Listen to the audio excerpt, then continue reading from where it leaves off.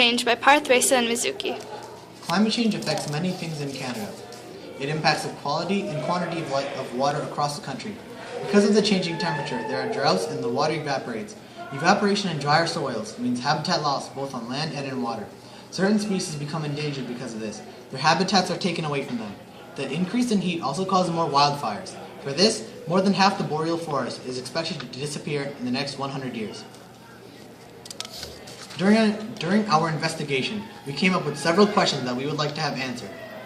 How can a difference in 1 or 2 degrees in the Earth's average temperature have an effect on our lives? What is the government of Canada doing to reduce greenhouse gas emissions? What can this generation do individually to help reduce the impacts of climate change? And finally, is the Canadian government doing anything to help Canadians adapt to the impacts of climate change? Here's a list of geographical terms. These are some terms related to climate change. Most of them are about our health problems and how it affects the animals. In our perspective, which is Generation Y, and also the generation that everyone in this classroom was born in, global warming not only threatens our livelihood, but also our entire country.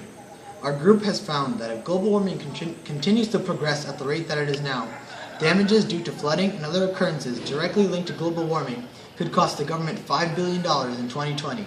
The cost would keep increasing yearly to an estimated $21 to $43 billion in the year 2050. If damages reach a point where we can't fix it anymore, the government could go into debt, thus causing the economy to be unstable and making many people lose their jobs. The disasters would also leave many people without homes and basic resources. Overall, climate change is affecting this generation's health, and it also has an effect on animals. Because water is drying up, people can't get enough water to drink and use. It also causes fish to swim into the north coast because the temperature there is now as warm as the Southern Ocean in the old days. This ends up causing native species to become endangered and or extinct, and for non-native species to overpopulate. To solve this problem, we should save electricity and have less carbon dioxide emissions so less greenhouse gases are sent into the atmosphere. We could also revamp our farming system, spreading less pesticides into the air and making food greener and healthier. Also, this generation should think more deeply about how these issues will affect us in the near future.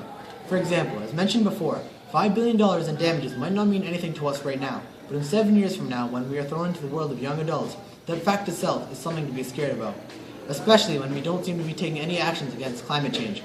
We hope that you can do something as a member of the generation to help stand against climate change.